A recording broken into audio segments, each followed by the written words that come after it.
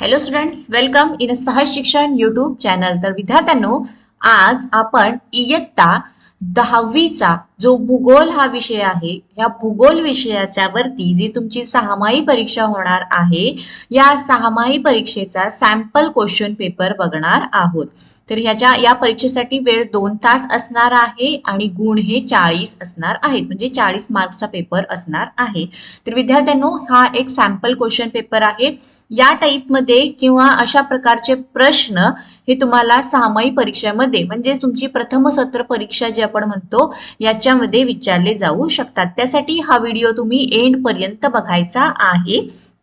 आणि काय होणार आहे, तुम्ही जर हा व्हिडिओ पूर्ण बघितला, त्यामधले तुम्हाला प्रश्न जर समजले, याची उत्तरं व्यवस्थित समजली, तर तुम्हाला परीक्षेला जाण्याच्या आधी एक मस्तपैकी कॉन्फिडन्स येणार आहे आणि तुम्हाला तो पेपर अगदी सोपा जाणार आहे. कारण भूगोलचे जे पहिले 5 धडे आहेत ते याच्यामध्ये विचारले गेलेले आहेत आणि अशा प्रकारचेच प्रश्न हे तुम्हाला परीक्षेमध्ये विचारले जाणार आहेत. फक्त थोडेफार काहीतरी अदलाबदल केली जाते, नाहीतर प्रश्न हे अशा प्रकारचेच असतात. ठीक आहे. तर अशा प्रकारचे मार्किंग सुद्धा या ठिकाणी दिलेलं असतं की पहिला प्रश्न आहे त्याला 4 मार्क्स, सेकंडचा असतो त्याला 4 मार्क, अशा प्रकारचं मार्किंग सुद्धा त्या प्रकारे त्यामध्ये दिलेलं असतं. तर आता प्रश्न पहिला आपण बघूयात. त्यामधला प्रश्न बघा काय आहे, अचूक पर्याय निवडून विधाने पूर्ण लिहा. बरं, त्याच्या आधी या ठिकाणी तुम्हाला काही सूचना दिलेल्या असतात. या सूचना तुम्ही अगदी व्यवस्थित वाचून घ्यायच्या आहेत. ठीक आहे. चला आता त्यामधला प्रश्न पहिला बघूयात. अचूक पर्याय निवडून विधाने पुन्हा लिहा असं सांगितलेलं आहे.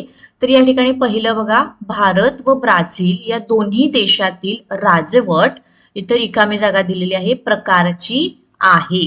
तर आपल्याला पर्याय काय दिलेले आहेत, लष्करी, साम्यवादी, प्रजासत्ताक आणि अध्यक्षीय. तर या चारींपैकी जे बरोबर उत्तर आहे ते आहे प्रजासत्ताक. तर भारत व ब्राझील या दोन्ही देशातील राजवट प्रजासत्ताक प्रकारची आहे. तर आता तुम्हाला जी उत्तरपत्रिका देणार आहेत, या उत्तरपत्रिकेमध्ये तुम्हाला हे पूर्ण विधान लिहायचं आहे. फक्त प्रश्न पहिला मधला पहिला आणि त्याचं उत्तर डायरेक्ट किंवा फक्त प्रजासत्ताक इतकं द्यायचं नाही, तर पूर्ण वाक्य लिहायचं. भारत व ब्राझील या दोन्ही देशातील राजवट प्रजासत्ताक प्रकारचे आहे, हे विधान पूर्ण करायचं आणि ज्या ठिकाणी तुम्हाला जे उत्तर आहे त्याच्या खाली अंडरलाईन करायची आहे. त्यानंतर दुसरं बघा, ब्राझीलमध्ये या ठिकाणी रिकामी जागा दिली, या दलदलीच्या प्रदेशात महाकाय ॲनाकोंडा आढळतो.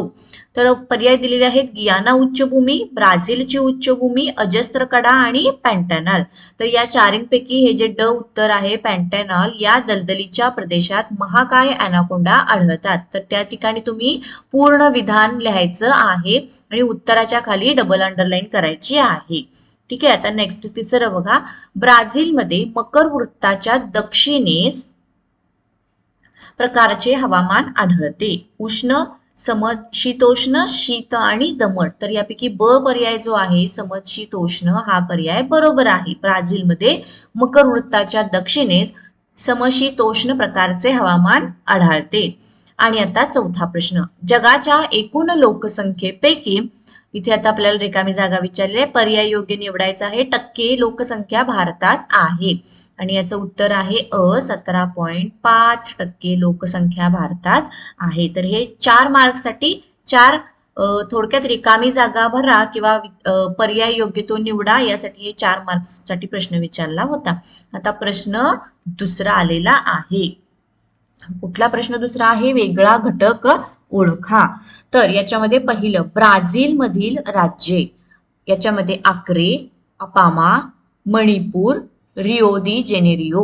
ठीक आहे. तर याच्यामध्ये बघा, आक्रे तर ब्राझीलमध्ये आहे, अपामा आहे, रिओ दी जेनेरिओ आहे, मणिपूर हे जे एक राज्य आहे हे भारतामधील आहे. त्यामुळे हा एक वेगळा घटक आहे. तर विद्यार्थ्यांनो, हा प्रश्न सुद्धा 4 मार्क्ससाठी 4 प्रश्न विचारलेले आहेत.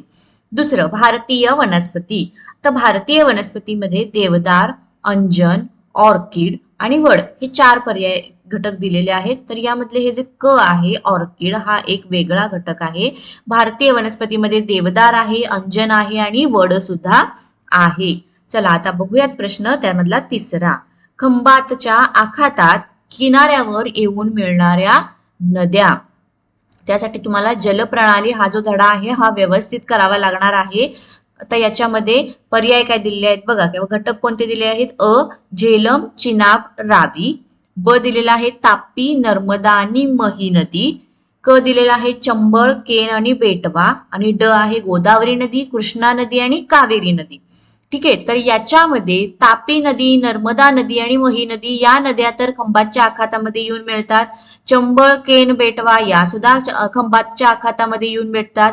तर गोदावरी नदी, कृष्णा नदी आणि कावेरी नदी या नद्या सुद्धा खंभातच्या आखात्या किनाऱ्यावरती येऊन मिळतात. मग राहत्या या 3 नद्या झेलम, चिनाब आणि रावी या हिमाचल प्रदेशामधल्या ज्या नद्या आहेत या खंभातच्या आखातावरती येऊन मिळत नाहीत. त्यामुळे हे जे आहे पर्याय झेलम, चिनाब आणि रावी या नद्या खंभातच्या आखात्यावरच्या किनाऱ्यावरती येऊन मिळत नाहीत. त्यामुळे हा एक वेगळा घटक आहे. आता त्यानंतरचं पुढचं बघा, लोकसंख्येच्या वितरणावर परिणाम करणारे घटक. सागरी सानिध्य, रस्त्याची कमतरता, सुपीक जमीन आणि नवीन शहरे आणि नगरे. तर सागरी सानिध्य दृष्टीने लोकसंख्येचे वितरण होते, त्यानंतर सुपीक जमिनीद्वारे होते, नवीन शहरे आणि नगरे होते. तर यामधला वेगळा घटक जो आहे तो आहे रस्त्याची कमतरता. चला, प्रश्न 2 आपले पूर्ण झालेले आहेत. दुसरा प्रश्न सुद्धा 4 मार्क्ससाठी विचारला होता.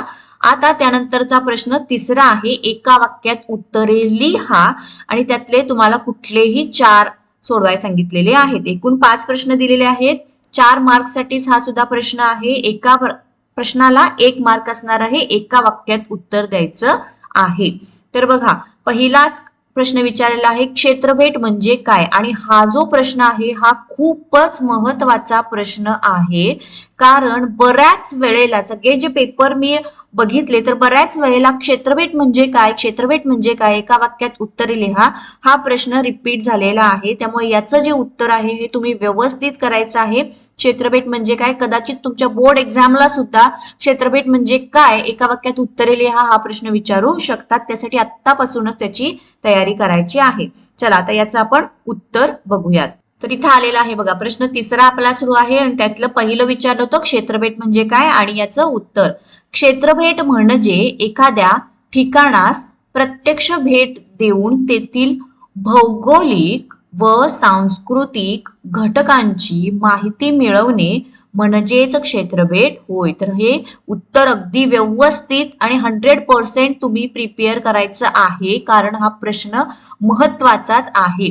क्षेत्रफेट म्हणजे काय, तर हे त्याचं उत्तर आहे एखाद्या गोष्टीचे तिथे भेट देऊन भौगोलिक आणि सांस्कृतिक घटकांची माहिती मिळवणे म्हणजेच क्षेत्रफेट होय. दुसरा प्रश्न बघा, भारतातील सर्वात दक्षिणेकडील टोक कोणते. हा प्रश्न सुद्धा महत्वाचा आहे आणि तुम्ही जर स्वाध्याय या सगळ्या धड्यांच्या वरचे व्यवस्थित केले असाल तर त्याच्यामध्ये सुद्धा या प्रश्नांची उत्तरं आहेत. भारतातील सर्वात दक्षिणेकडील टोक कोणते, तर त्याचं उत्तर बघा, उत्तर आहे भारताचे सर्वात दक्षिणेकडील टोक हे इंदिरा पॉइंट हे आहे. कोणतं आहे, इंदिरा पॉइंट, आणि ते 6°45' उत्तर अक्षवृत्तावरती आहे. हे सुद्धा उत्तर पूर्ण वाक्यामध्ये द्यायचं आहे. एवढं पूर्ण वाक्यात उत्तर दिला तरच 1 मार्क्स मिळणार आहे. आता तिसरा प्रश्न, ब्राझील मधील तिसरी महत्वाची नदी कोणती. यासाठी तुम्हाला जो जलप्रणाली आहे हा धडा व्यवस्थितच करावा लागणार आहे. बघूयात तर याचं उत्तर काय. या ठिकाणी उत्तर दिलेलं आहे बघा, ब्राझील मधील उच्चभूमीच्या पूर्वेकडील सॅओ फ्रान्सिस्को ही तिसरी महत्वाची नदी आहे. कोणती आहे, सॅओ फ्रान्सिस्को. चला, 3 प्रश्न पूर्ण झाले. आता चौथा राहिलेला आहे, ब्राझील मधील कोणत्या प्रदेशात बहुतांश भागात वर्षभर पाऊस पडतो. ठीक आहे, तर या प्रश्नाचं आपण उत्तर बघूयात. उत्तर आहे विषुववृत्तीय प्रदेशात ब्राझीलमध्ये वर्षभर पाऊस पडतो. एका वाक्यात उत्तर आहेत द्यायचे आहेत. फक्त विषुववृत्तीय प्रदेशात इतकं लिहून थांबायचं नाही, तर विषुववृत्तीय प्रदेशात ब्राझीलमध्ये वर्षभर पाऊस पडतो असं पूर्ण वाक्य कंप्लीट करायचं तरच 1 मार्क्स मिळणार आहे. आणि आता यातला हा 5वा प्रश्न, कोणतेही 4 सांगितले होते, मी तुम्हाला 5ही प्रश्न सोडवून दाखवलेले आहेत. लिंग गुणोत्तर म्हणजे काय. बघा, 5व्या प्रश्नाचं उत्तर, लिंग गुणोत्तर म्हणजे एखाद्या प्रदेशातील दर 1000 पुरुषांच्या तुलनेत असलेली स्त्रियांची संख्या, यालाच लिंग गुणोत्तर असं म्हटलं जातं. प्रश्न 3 आपले पूर्ण झालेले आहेत आणि आता प्रश्न 4 त्यामध्ये भारताच्या नकाशात आराखड्यात माहिती भरा व सूची तयार करा. त्यामध्ये इथे त्यांनी 6 दिलेले आहेत, त्यापैकी कोणतेही 4 हे 4 मार्क्सला विचारलेले आहेत. या ठिकाणी ही जी माहिती दिलेली आहे किंवा हे जे पॉइंट्स दिलेले आहेत तुम्हाला परीक्षेमध्ये कदाचित वेगळे सांगतील किंवा हेच सांगू शकतील. ठीक आहे, चला पहिलं काय काय दिलेलं आहे वाचून घेऊया. लक्षद्वीप, नवी दिल्ली, मोहसिन राम, शीत वाळवंट, एक शिंगी गेंडा आणि ऑलिव्ह रिडले कासव. तर याच्यासाठी तुम्हाला सगळ्यात पहिल्यांदा महत्वाचं म्हणजे भारताचा नकाशा माहिती असणं गरजेचं आहे. ठीक आहे, तर आता तुम्हाला परीक्षेमध्ये अशा प्रकारचा एक रिकामा नकाशा दिला जातो आणि याच्यामध्ये हे जे सूची आहेत या भरायला लावलेल्या असतात. तर बघा आता हा भारताचा नकाशा आहे, याच्यामध्ये तुम्हाला पहिलं विचारलेलं आहे ते आहे लक्षद्वीप. तर मी माझ्या पेननी तुम्हाला फक्त इथं दाखवते लक्षद्वीप कुठे, नवी दिल्ली कुठे, असे पॉइंट्स तुम्हाला मी दाखवत जाते. तर या ठिकाणी असणार आहे लक्षद्वीप. पुढचं विचारलेलं आहे दुसरं आहे नवी दिल्ली. तर या ठिकाणी असणार आहे नवी दिल्ली.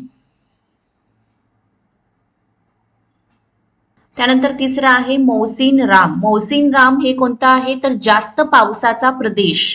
तर हा आहे आसामचा भाग आणि या ठिकाणी हे जे भाग दिसतोय हा आहे मोहसिन राम. हा जो प्रदेश आहे हा जास्त पावसाचा प्रदेश आहे.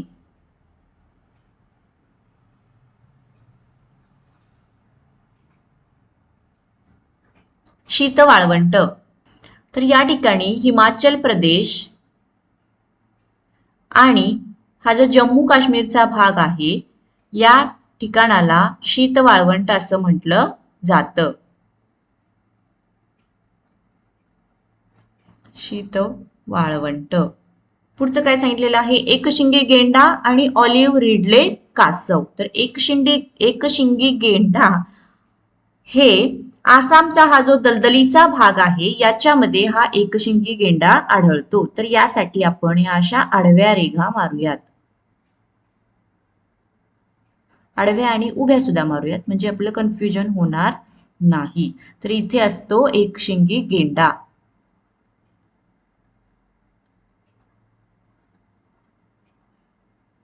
जो की आसाम मधील दलदलीचा प्रदेश म्हणून ओळखला जातो. आणि आता आपलं राहिलं आहे शेवटचं ते म्हणजे ऑलिव्ह रिडले कासव. तर ऑलिव्ह रिडले कासव हे या केरळच्या भागामध्ये आढळते. तर यासाठी आपण आणि इथे देऊया ऑलिव्ह रिडले कासव. तर अशा प्रकारे तुम्ही हा व्यवस्थित जो मॅप दिलेला आहे हा भरायचा आहे. जे जे ठिकाणं सांगितलेली आहेत ती व्यवस्थित भरायची आहे आणि हो त्याची सूची सुद्धा व्यवस्थित करायला सांगितलेली आहे. तर आता या ठिकाणी आपण लक्षद्वीपसाठी एक डबल झालेला आहे, तर आपण या ठिकाणी आणखीन एक असं करूयात. तर ही सूची जी आहे ज्या ज्या प्रकारे मी दाखवल्या आहेत, इथे डबल राऊंड करून आतमध्ये एक छोटा राऊंड दिलेला आहे, इथं प्लस चिन्ह दिलेलं आहे, इथे आडव्या उभ्या चिन्ह दिलेले आहेत, इथं आडव्या उभ्या दिलेल्या आहेत, तर इथं डॉट डॉट दाखवले. तर हे सगळं व्यवस्थित तुम्ही सूचीमध्ये भरायचं आहे. चला आता प्रश्न 4 आपला पूर्ण झाला जो की 4 मार्क्सला विचारला होता. आणि आता त्यामधील प्रश्न खालील ब्राझीलच्या नकाशाचे वाचन करून त्याखाली दिलेल्या प्रश्नांची उत्तरे लिहा. हा प्रश्न सुद्धा 4 मार्कला विचारला आहे, कोणतेही 4. आता हा जो नकाशा दिलेला आहे हा ब्राझीलच्या नद्या म्हणजे नदी प्रणालीचा जल प्रणालीचा दिलेला आहे. हा आपण व्यवस्थित बघूयात आणि त्याखाली काही प्रश्न दिलेले आहेत ती प्रश्न सोडवूयात. तर प्रश्न काय दिलेला आहे बघा, वरील नकाशा काय दर्शवतो.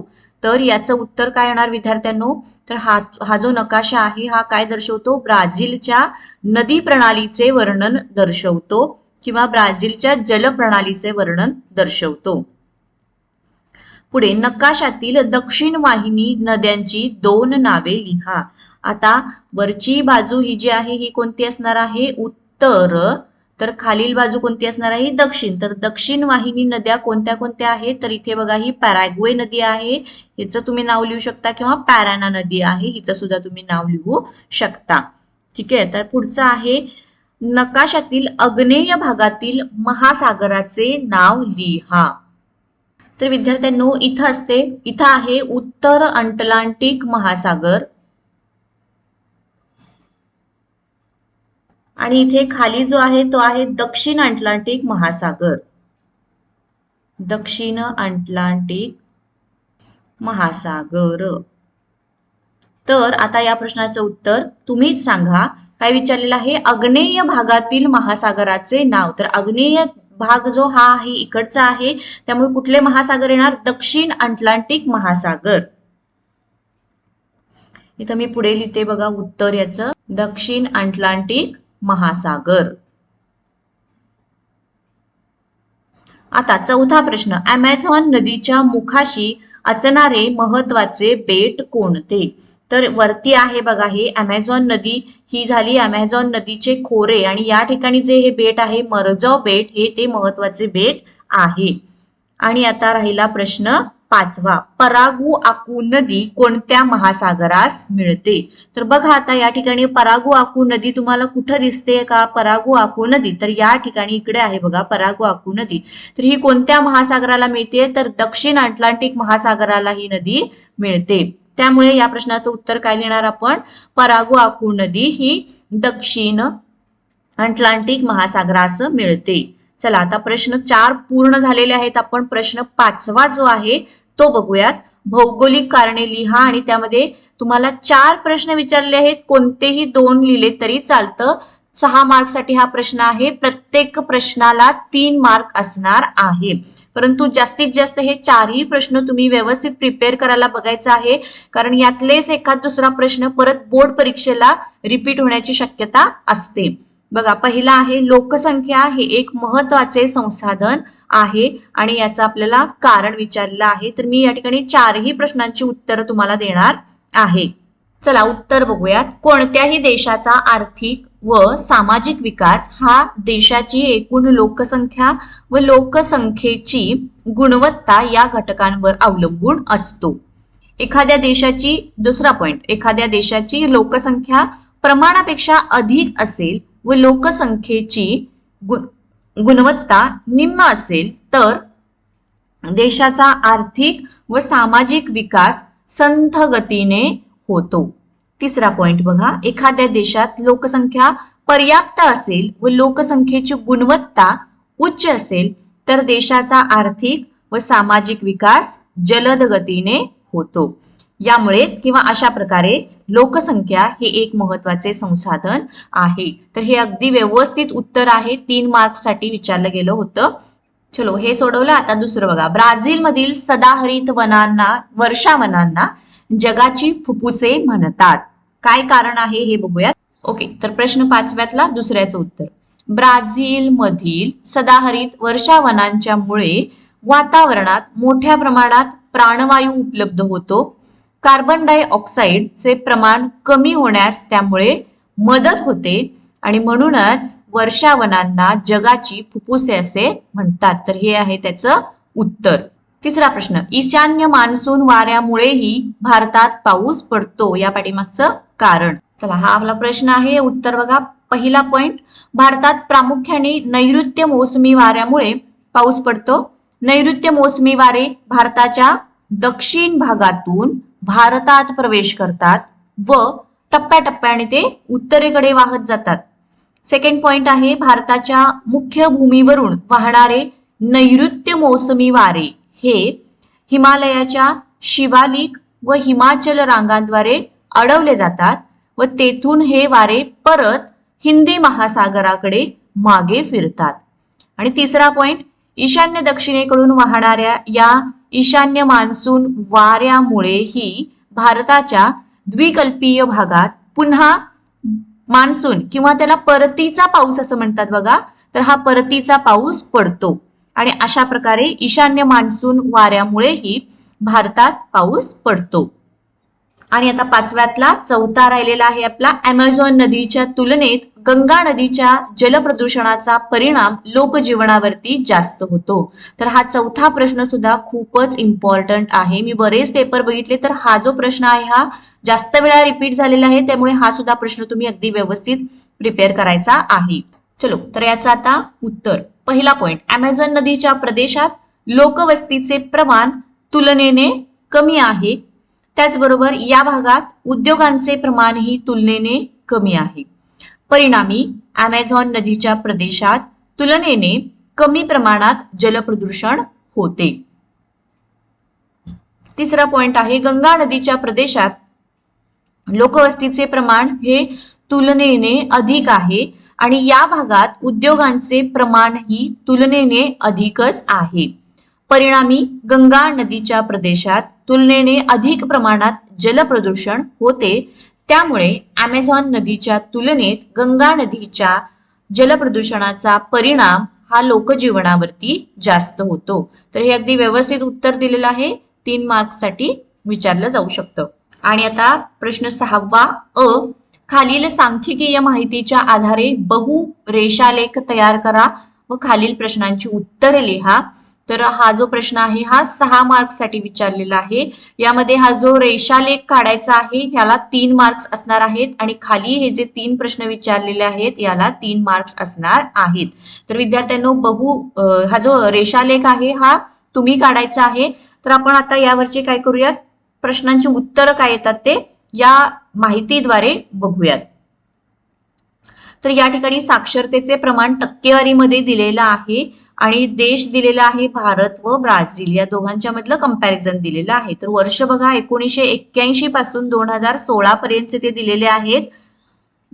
तर चला आता भारतमध्ये बघा 1981 ला साक्षरतेचे प्रमाण 40.8 होतं, तर ब्राझीलमध्ये 74.6 होतं. 1991 ला काय होतं 48.2 भारतामध्ये साक्षरतेचं प्रमाण होतं, तर 80% हे ब्राझीलमध्ये होतं.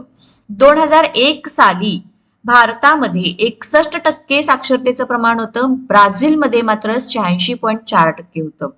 2011 ला 69.3% होतं, तर ब्राझीलमध्ये 91.4% होतं. 2016 मध्ये साक्षरतेचे प्रमाण भारतामध्ये 72.2% होतं, तर ब्राझीलमध्ये 92.6% होतं. मग खाली प्रश्न विचारला आहे साक्षरता प्रमाण जास्त असलेला देश कोणता, तर ऑब्विसली ब्राझील. हे त्याचं उत्तर काय येणार, ब्राझीलच. कारण ब्राझीलमध्ये टक्केवारीचे प्रमाण हे कसे दिसते, जास्त दिसते. त्यानंतर 2016 मध्ये भारतात साक्षरतेचे प्रमाण किती टक्के होते. ठीक आहे, 2016 मध्ये भारतात साक्षरतेचे प्रमाण होते 72.2%. तर इथं मी पुढे याचं उत्तर लिहिते बघा, 72.2% होते.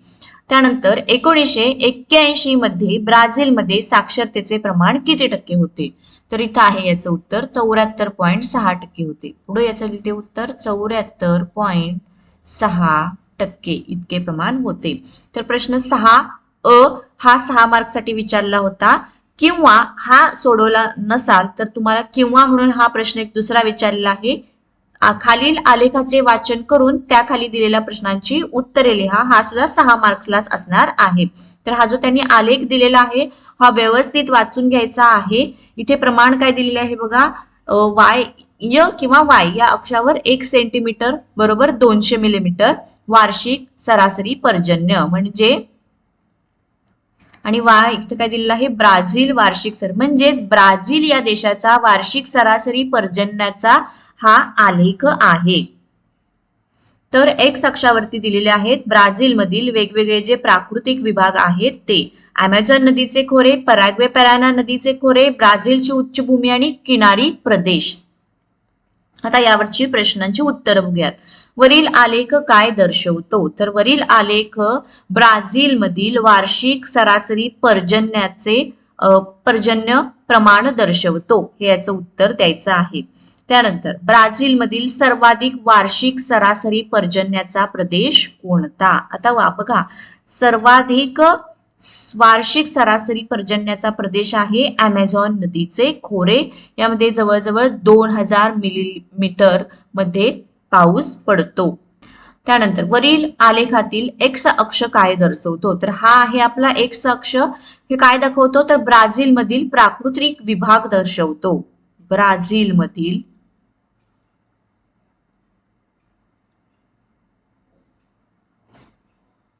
त्यानंतर चौथा ब्राझील उच्चभूमीतील पर्जन्याचे वर्णन करा.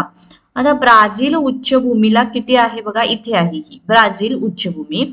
तर या ब्राझील उच्चभूमीमध्ये पर्जन्य जवळजवळ वार्षिक सरासरी पर्जन्य हे 600 मिलीमीटर मध्ये आहे. तर तुम्ही लिहू शकता ब्राझील उच्चभूमीमध्ये वार्षिक सरासरी पर्जन्य हे 600 मिलीमीटर इतके असते.